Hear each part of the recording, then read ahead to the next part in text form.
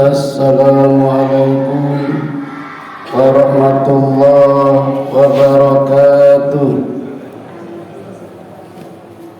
Alhamdulillahi wahdah, sadaqa wa'dah, wa nasara 'abdah, wa a'azza jundah, wa hazamal ahzaba wahdah.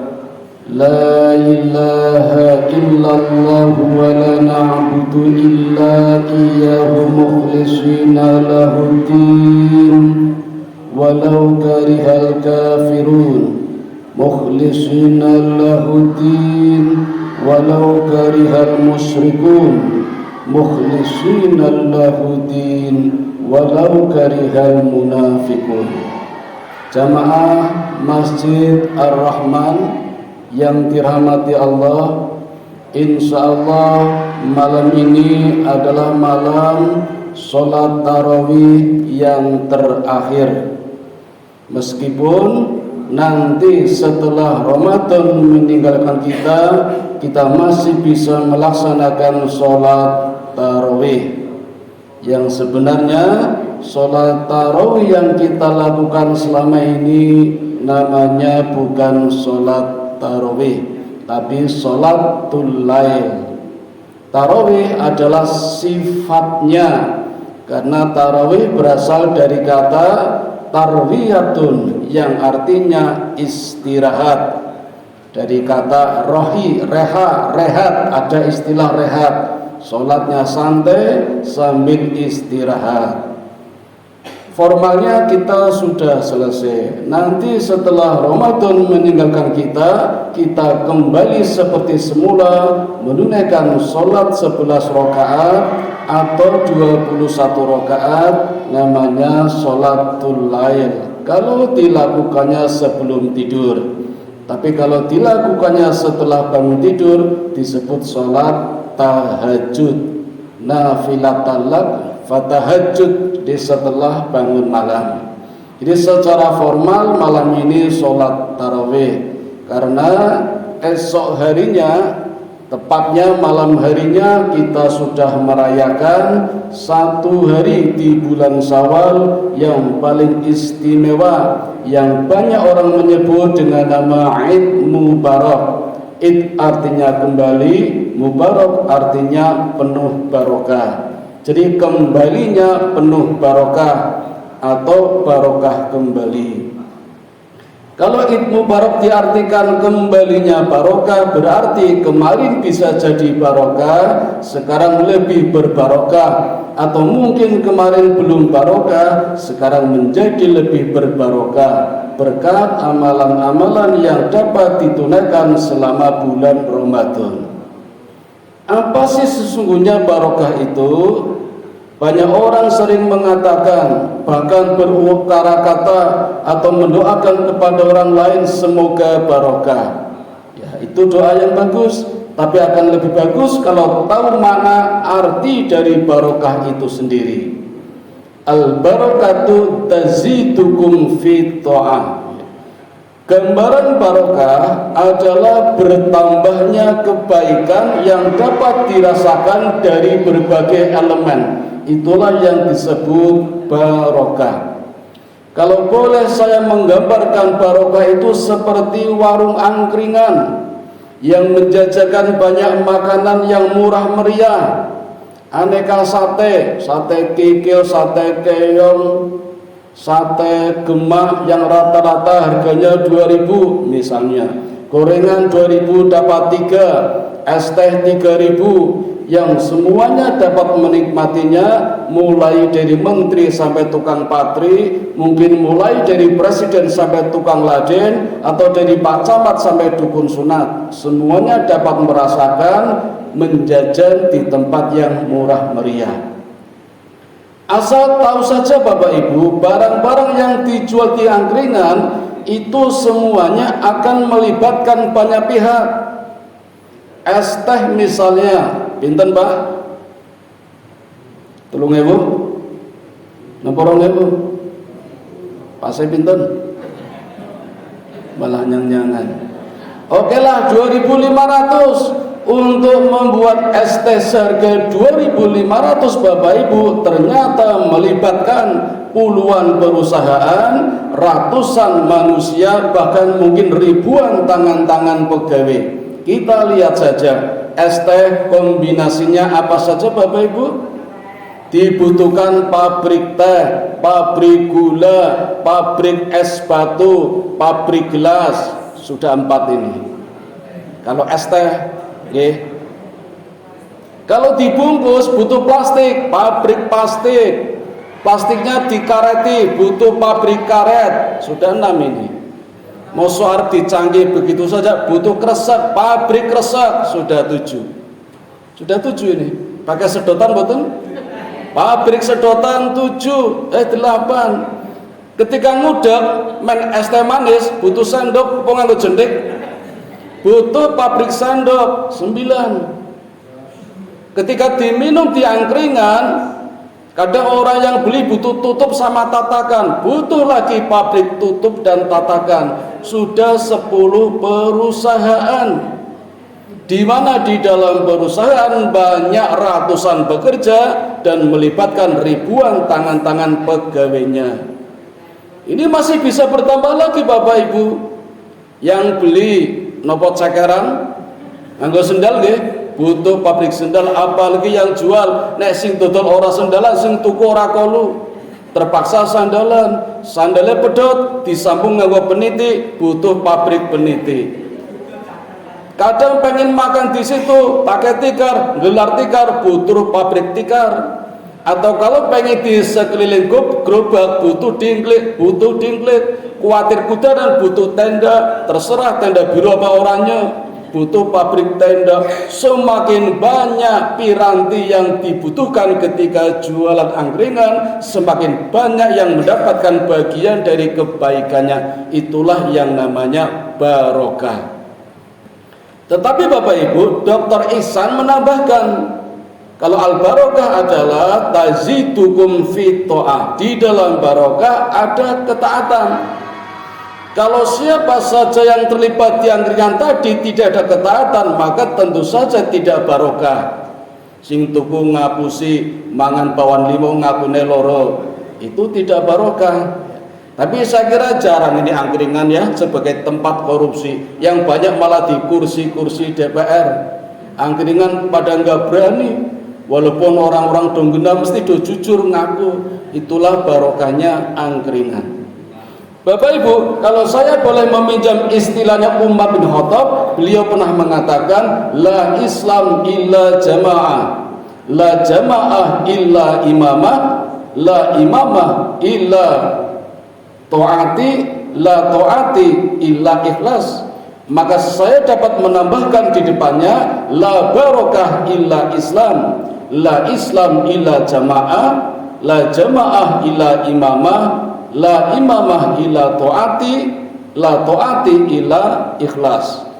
Tidak ada barokah kalau orang yang terlibat di dalamnya bukan beragama Islam, dan bukan Islam kalau di dalamnya tidak berjamaah, dan bukan jamaah kalau di dalamnya tidak ada kepemimpinan, dan bukan kepemimpinan kalau di dalamnya tidak ketaatan, dan bukan disebut ketaatan kalau di dalamnya tidak ada keikhlasan. Jadi dimulai dari keikhlasan dulu, nanti akan melahirkan ketaatan. Dari ketaatan akan melahirkan kepemimpinan, dari kepemimpinan melahirkan jamaah, dari jamaah melahirkan Islam, Islam memunculkan keberkahan. Karena memang istilah keberkahan hanya di dalam konteks keislaman. Ada juga rumusan lain, la barokah illa husnul khatimah, la husnul khatimah illa istiqomah, la istiqomah illa ta'ati, atau ta'ah, la ta'ah illa sunnah. Di dalamnya ada sunnah. Sunnah itu bukan berarti kalau dilakukan dapat pahala, kalau ditinggalkan tidak berdosa. Bukan itu. Sunnah di sini adalah aturan. Aturan yang telah digariskan Allah melalui Nabi-Nya Muhammad sallallahu alaihi wasallam. 14 abad yang lalu Nabi kita sudah menggariskan banyak sunnah yang harus kita lakukan tanpa berpikir, karena memang tidak dibutuhkan orang-orang pandai untuk melakukan sunnah, apalagi orang yang pandai tapi ngajalan. Yang dibutuhkan Allah, yang dibutuhkan Nabi adalah ketaatan. Nggak usah banyak pikir, nggak usah banyak bertanya, langsung melaksanakan urusan belakangan. Persis seperti kita lapar, mau makan, apakah kita harus bertanya dulu, kenapa kita harus makan, padahal sudah lapar? Makan dulu, pertanyaan nanti, hikmah pasti ada. Ada perintah puasa, puasa dulu, nggak usah banyak nanya, kenapa harus berpuasa? Ada perintah sholat, sholat dulu, nanti hikmahnya di belakangnya baru ada. Nggak usah banyak diskusi, kenapa sholat dan sebagainya. Itulah sunnah. Dalam berbagai aspek kehidupan, Nabi memberikan sunnah kepada kita sejak bangun tidur sampai mau tidur. Ketika tidur termasuk ada sunnah-sunnahnya. Bagaimana posisi tidur, bagaimana ketika hendak tidur, sampai bangun tidur pun semuanya ada sunnahnya. Begitu pula ketika makan. Misalnya dulu kita sering menyebut kalau setelah makan harus ada cuci mulut. Leres mboten, Bu? Biasanya jeruk, nopo pisang, nopo apel. Ternyata sunnahnya Nabi adalah makan buah dulu baru makan nasi. Walaupun kita sering melakukan makan nasi dulu baru cuci mulutnya buah. Ternyata kalau kita makan nasi dulu baru buah, buahnya menyebabkan nasinya cepat membusuk sehingga tidak ada manfaatnya. Karena Nabi memberikan sunnah kepada kita, buahnya dulu baru nasinya. Begitu pula ketika kita buang air, ketika BAB, apa sunnahnya? Jongkok, bukan duduk. Karena ketika kita jongkok, usus ditekan, maka kotoran yang keluar cepat selesai dan cepat tuntas. Beda dengan ketika duduk, lama sekali itu. Apalagi Nabi mengatakan di dalam WC, di dalam toilet, manusia sering ditemani dua setan. Setan laki-laki dan setan perempuan, yang menyebabkan sering kita berlama-lama di dalam kamar mandi atau WC. Sunnahnya segeralah cepat selesaikan urusan kalau kita menggunakan sunnah Nabi. Nah, sunnah inilah yang akan melahirkan ketaatan. Maka di dalam barokah Bapak Ibu harus ada ketaatan. Tanpa ketaatan tidak disebut dengan barokah. Pirantinya, medianya banyak sekali, tapi indikasinya tetap ketaatan. Rumah yang kita tempati, tanah yang kita tempati mungkin tidak strategis, tersembunyi, ndelik, bang saja tidak mau melirik ketika mau dijual karena dekat kuburan. Mobil tidak bisa lewat, kalaupun lewat tidak bisa papasan. Tapi bisa jadi rumah yang seperti ini justru barokah karena penghuninya, penduduknya banyak taat kepada Allah. Sebaliknya banyak pula tanah yang mahal, rumah yang mahal. Konon di Jogja Bapak Ibu, tanah termahal sekarang di belakang Malioboro Mall, persis 1 meternya 80 juta. Pengen boten, Bu? Kalau pengen dikubur di sana ternyata butuh dana 160 juta. Karena 2 kali 1 meter. Kalau sampai di Jalan Mataram itu sudah 50 juta. Jalan Monjali 20 juta. Apakah itu barokah? Belum tentu. Walaupun tanahnya mahal, tempatnya strategis, kalau penduduknya, penghuninya banyak melakukan kemaksiatan, apalagi biasanya dilakukan di hotel-hotel, naudzubillah min dzalik, bukan ketaatan yang ada, itu jauh dari barokah. Dulu ketika saya pertama kali masuk Jogja tahun 1993, saya teringat ketika maghrib datang masih banyak rumah-rumah yang melantunkan ayat-ayat suci Quran, banyak yang tadarus, itu dulu. Tapi sekarang apalagi di Malioboro sepertinya sudah tiada. Yang ada adalah pancaran sinar dan cahaya televisi ditambah HP-nya anak-anak. Malam sedikit sudah ada suguhan ikatan cinta. Ada juga putri pangeran dan macam-macam acara yang menyingkirkan tradisi membaca Quran. kondisi seperti ini yang tidak disebut barokah, karena kemajuan teknologi justru membuat lebih jauh daripada Allah dari ketaatan, maka tidak bisa disebut barokah. Umur Bapak Ibu yang Allah berikan kepada kita, kalau umur yang kita dapat dari Allah bisa digunakan untuk lebih taat kepada Allah.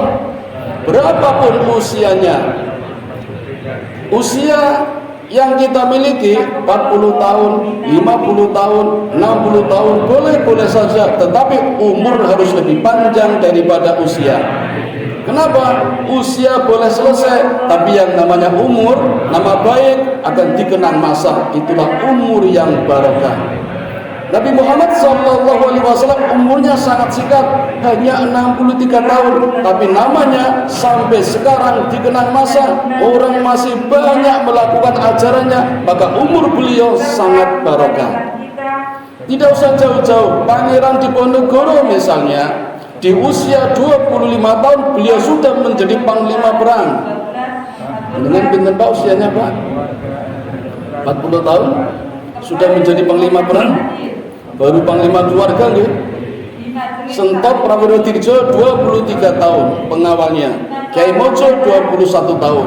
Bertiga di usia muda mampu membangun benteng lapis 3. Kalau Fred Debuk itu baru lapis 1, ini lapis 3. Dan kita lihat kota mana coba Bapak Ibu yang tidak menggunakan nama Pangeran Diponegoro untuk nama jalan. Pasti ada nama Pangeran Diponegoro untuk nama jalan. Betapa barokahnya beliau. Orangnya sudah lama meninggal, tapi sampai sekarang masih banyak yang menggunakan nama Pangeran Diponegoro karena kebaikannya. Itulah umur yang barokah. Foto-fotonya pun masih laris. Panjenengan jalan-jalan di Parko Malioboro masih banyak yang menjual dan orang berani membeli dengan harga jutaan. Bagaimana dengan fotonya panjenengan Pak? Pajeng boten gege ibu teng dompete orang duwe fotone jenengan Pak. Ibu-ibu lebih suka nyimpen fotonya Aldebaran, Nino sama Pak Suryo. Atau mungkin sebaliknya Bu, garwane jenengan ora ono sing duwe fotone jenengan. Nanti dicek Bu di rumah dompetnya ada enggak? Jangan-jangan malah fotonya Nela Karisma, Via Valen, Nikita Mirzani dan mungkin yang lain-lain. Itu umur. Kesehatan Bapak Ibu, banyak orang sehat, badannya kuat, tapi tidak mampu jalan ke masjid. Ini tidak barokah ini. Kesehatannya tidak digunakan untuk mendekatkan diri taat kepada Allah, maka tidak bisa disebut barokah. Tapi orang yang sakit parah, yang di dalam sakitnya justru sering menyebut kepada Allah, itu bisa disebut barokah walaupun sakit. Karena dengan sakitnya lebih dekat kepada Allah, lebih banyak bergantung kepada Allah. Itulah yang disebut barokah. Jadi intinya barokah adalah ketaatan, bukan masalah sehat atau sakitnya. Begitu pula dengan keluarga kita. Dulu waktu masih single, misalnya kita rajin ke masjid, tapi setelah berkeluarga kok malah jarang ke masjid, maka keluarga ini tidak disebut barokah. Mungkin istrinya atau mungkin suaminya yang menyebabkan lebih jauh daripada masjid. Harusnya dengan beristri atau dengan bersuami lebih rajin ke masjid. Dulu waktu belum punya anak rajin ke masjid, tapi setelah punya anak disibukkan dengan momong anak, tidak lagi ke masjid, maka anak ini tidak memberikan barokah kepada keluarganya atau orang tuanya. Bukan salah anaknya, tapi orang tuanya yang tidak bisa bersikap, mengatur waktu, membagi dengan haknya Allah. Maka anak ini bisa menjadi amanah, bisa menjadi musibah. Dan seterusnya Bapak Ibu, intinya barokah itu di dalamnya ada ketaatan yang dilandasi dengan sunnah. Sunnah inilah yang mengajarkan kepada kita bagaimana kita taat kepada Allah dan juga Rasulnya. Nah, nanti berikutnya setelah kita mendapatkan ketaatan, harus dilakukan secara istiqomah, ada konsistensi. Inilah ujian buat kita. Selama Ramadan kemarin kita rajin tadarus, rajin tarawih, mampukah kita nanti setelah Lebaran melakukannya? tanpa di masjid, mungkin di rumah sendirian, tadarus sendiri. Kalau kita bisa istiqomah berarti barokah. Tetapi kalau hilang begitu saja, koreksi buat kita, apakah barokah atau tidak? Konsistensi, istiqomah. Dan yang terakhir, segalanya akan berakhir dengan kebaikan yang disebut husnul khotimah. Jadi kalau kita melihat orang lain yang berakhir endingnya ketika menghadap Allah dengan husnul khotimah, berarti hidupnya barokah. Tapi Bapak Ibu, sebaiknya piranti-piranti barokah tadi digunakan untuk menilai diri kita sendiri saja, tidak perlu menilai orang lain. Jadi jangan sampai kita melihat, wah itu enggak barokah itu, jangan. Apalagi komen di grup WA, jangan. Untuk diri sendiri saja, apakah kita barokah apa tidak. Mengatakan Bapak Ibu yang dapat kami sampaikan, bulan Ramadan selama ini kita melakukan berbagai ibadah sebenarnya hanya latihan saja, diklat. Maka bulan Ramadan disebut juga syahrut tarbiyah, bulan pendidikan. Praktek benerannya besok ketika Ramadan meninggalkan kita, bertemu dengan Idul Fitri, bulan Syawal sampai 11 bulan ke depan, itulah ujian yang sebenarnya dengan bekal 1 bulan untuk hidup selama 11 bulan sampai ketemu bulan Ramadan tahun depan. Mudah-mudahan kita sukses mendapatkan gelar muttaqin, orang yang bertakwa, sebagaimana tujuan puasa di dalam surat 183 ayatnya, suratnya Al-Baqarah. Amin ya rabbal alamin. Bapak Ibu, sekaligus malam ini adalah malam ketugasan saya memberikan kultum tarawih. Maka bila esok ketika Idul Fitri saya tidak bisa bertemu dengan semua panjenengan, malam ini izinkan saya mengucapkan taqabbalallahu minna wa minkum wa taqabbal ya karim minal aidin wal faizin wal maqbulin. Semoga Allah menerima amal kita semua selama kita lakukan di bulan Ramadan, dan Allah mempertemukan kita kembali dengan bulan Ramadan tahun depan. Amin ya rabbal alamin. Mari kita tutup kuliah tarawih terakhir malam hari ini dengan bersama-sama membaca doa kifaratul majlis. Subhanakallahumma wa bihamdika asyhadu an la ilaha illa anta astaghfiruka wa atubu ilaik. Assalamualaikum warahmatullahi wabarakatuh.